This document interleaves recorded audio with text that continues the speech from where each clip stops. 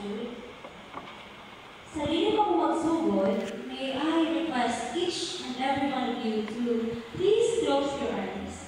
Please close your eyes. And take a moment to imagine yourself being captured, nailed on the cross for whatever biggest sin you have committed. What might come into your mind when you realize it is your final hours? Some of us might feel resentment and anger and might question, why does it have to happen to us? Some of us might cling to life, especially when we think that we still have a lot of unfinished desires to do here on earth. Some of us, or should I say, few of us, however, might reflect, might humble themselves, and might become repentant. Which do you think is the choice that you would most likely do? Now, as you close your eyes, imagine that Jesus is nailed on the cross beside you. Knowing his innocence and humanity, what do you feel seeing him nailed beside you? Suffering, when you know yourself that he didn't commit a single sin. And knowing that he's God, what will you probably say to him? Ladies and gentlemen, in that moment of reflection, you were faced with a choice: to succumb in despair, to wallow in regret, or to seek hope and find redemption. You may now open your eyes, please. The second last words of Jesus on his final hours on the cross will really squeeze your heart. As a believer, it truly amazes me to know how we are loved so much by our Jesus Christ. Luke chapter 23, verse 42 recorded the second last words of Jesus Christ on his final hour on the cross. Ngayon si Jesus, sultihan ko ikaw. Karong adlaw, adto ka sa paraiso, ubat kanako. Truly, I say to you, today you will be with me in paradise. What an amazing promise. Now we will demystify the second last words of Jesus Christ in two ways. First is by structure, and second is by context. Now let us examine how it was structured first. Before saying, you will be with me in paradise, unsa ba inyong kabantayan? Before saying, you will be with me in paradise, he stated the word truly first. He could have said, I say to you immediately, but no. Instead, he said the word truly first. Meaning, this is something that is very factual. This is true, and this is legit. This only means that Jesus' promise is for sure, and it will definitely happen. Secondly, he said, I say to you. I, as Jesus, am personally saying this to you. The word you is singular, right? It is referred directly to the criminal. It emphasizes the nature of God's love, deeply personal and accessible. But in another point of view, the criminal can also be a representation of us, since reading the word you might also sound that Jesus is referring to us. Truly, I say to you, today you will be with me in paradise. Ang pangutana, kamusta man? Dili ugma, dili sa sunod pa mga adlaw, dili sa maabot pa mga panahon, kundi today. Karon dayon, at this very moment, you will be with me in paradise. Grabe ka nito, no? Jesus salvation and being with Him in paradise. And what does it mean to be with Jesus in paradise? It only means that He will be in the presence of God. So the second last words of Jesus Christ tells us that His promise is true, the promise is personal, and the promise is in present tense. Pagkaanilo ko natiyon, ang mga pulong ating nalimulikan sa ating naluluwas. What a wonderful promise. What a wonderful invitation. Can you even imagine yourself receiving an invitation that is personally sent to you by God? An invitation not to a party or a feast na kaya kung naanda rin sa kalibutan, but to what?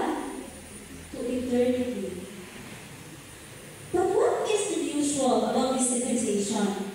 So may unusual atong nakita ng scenario. The unusual scenario here is it is an invitation extended not to a friend, but to a criminal hanging on the cross. Yes, Jesus Christ addressed this beautiful promise to a criminal. Can you believe it? These words were spoken to a devoted follower, to a loyal disciple, or to a respected leader. The historian ni Jesus sa usa ka kawagan, sa usa ka kriminal, a man that is condemned to die. Kung ikaw tagaan og chance na mag-invite og sa katao, makaya ba nimo nga sundugon si Jesus? Na mag-invite ikaw kanang kawagan or criminal? Most probably not. Kay kung kita'y kamuton, of course, gusto na ito nga i-invite ang ating friends, ang close na ito, ang atong mga higala, ang atong loved ones, ang mga tao na atong i-admire. Imposible kaayo kita mag-invite kung sa criminal. But when it comes to Jesus, nothing is impossible. Everybody is invited. Kay walay pili ang atong Ginoo. Unconditional ang iyang gugma. O kitang tanan, pwede ka nilang piliin. For those who doesn't know the context behind this, I will read to you the passage of Luke chapter 23, verses 39 to 43. O ganing Ginoo. Umiausa sa mga kriminal na nagbitay dito, BBI kaniya. Dili ba ikaw man ang Mesiyas? Luwasa ang iyong kaugaliwan o kami. Apan, ibadlong siya sa iyang isang kauban na nag-iwan. Wala ka ba makadlong sa Diyos? Aniya kita dinhi bisibutan sa maurang silod. Apan ang may kanato ang silod na ipahamtang kanato, kay tugma man kini sa atong kabuhat. Apan siya walay sala. Ug mingon si Jesus, ay tugma siya, Jesus, pinumdumi ikaw ako kung maghalit ka na. And Jesus said, sultihan ko ikaw. Karong adlaw, adto ka sa paraiso, uban ka na. Before I started this sermon, I requested you to imagine yourself being caught and nailed on the cross for whatever biggest sin that you committed. I asked you to do that because even though we are already living here in the present world, we are of no difference to those two criminals. We too are guilty. We are sinners. In fact, we are even worse because even though we already know who Christ is, sometimes we still choose to be blinded. We still choose to be selfish. And we still choose our desired worldly paths instead of walking in the path that He wanted us to take. If we compare and contrast these two criminals, we can describe the first one as having the personality of being sarcastic, unfaithful, and disrespectful. Hanapalaga ang ano siya, kung ikaw ang Mesiyas, dinusay mo kaugaliwan o gawin. Grabe ka, sakit pagnawa. Grabe ka, disrespectful. Wala mo ka niya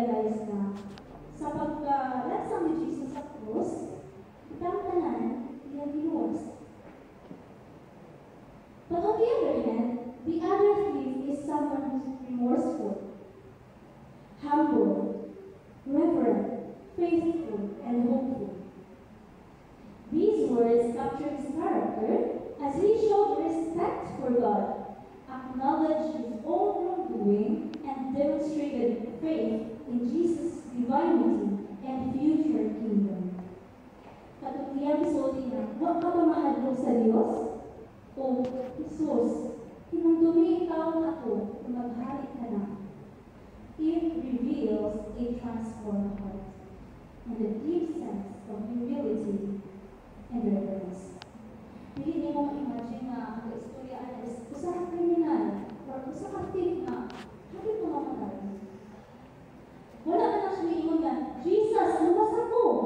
Wala siya nag-demand o salvation. Ang iyaan ng iyang is, remember me. Unta, makunaan ko nimo, unaan ka sa iyong bigalitan. And what did Jesus say unto him? Truly, I say to you, today, you will be with me in paradise. Nihangiyo ka siya nga, unta niya siya kaligtan, pero sa may nadawat. Tripli pa sa iyang pangayo. Tripli pa sa iyang expect, since he received the gift of salvation. Pwede kayo na no nga, kung sa ka makasasala, naan ka, sabihin sa atong kamatayon, nga bisan wala tayo chance na magbago or muduol sa mga tao nga atong kaapakan, kung ngayong pasayo. Kung wala na tayo chance na mag-live o good mark ng isa kalibutan, pero tagaan pa din ang may kanindong magasa. To be with Jesus in paradise. Kanina ka pamatuod na bisan unsa ka makasasala, kung makapanatawag paubos sa atong kaugalingon, kung mutuo o mutuo na ang Jesus sa walay pagbukalunga, on the spot kaniyang madawagon, dalong sa paraiso kung hatagan kaluwasan. Yung anak na maayo ang katulinoon. In one of our community class, I have learned 5 things. But first, heaven is a free gift. But number 2, man is a sinner. However, number 3, God is love and God is just. So number 4, Jesus Christ solved the problem by dying on the cross. And number 5, faith is the key to heaven. Now, how are these 5 things interconnected? Number 1, heaven is a free gift. Ang kaluwasan, free na ang hatag nato sa atong Ginoo. Ephesians chapter 28 verses 8 to 9 states that salvation is a gift from God, received through faith and not earned through good works, so that no one can boast. Busa, walay makapasigar ko rin sa hindi ang hinibunga sa atong mga pagpalikamo. Pero, man is a sinner. Man is definitely by nature a sinner. So how can we possibly have or receive the free gift if we continue doing sins? It will be answered by the third lesson that I learned during our community class, which is God is love and God is just. How? So ang proof, anak. According to John chapter 3 verse 16, for God so loved the world that he gave his only begotten Son, that whosoever believes in him shall not perish, but have eternal life. This is what exactly happened in Luke chapter 23, verse 39 to 43. Jesus solved the problem by dying on the cross to save us and to make heaven a free gift. You don't have to help thousands of people to receive it.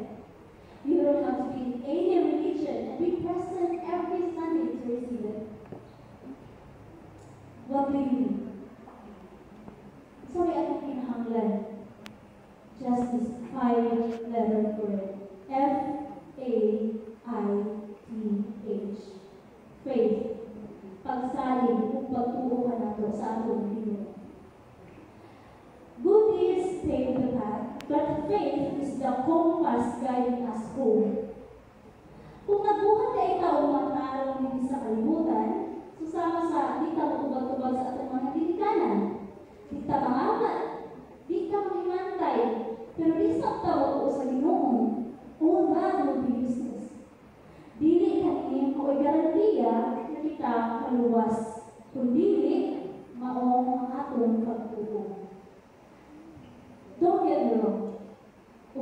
doing good deeds adds up to the chances of us being saved.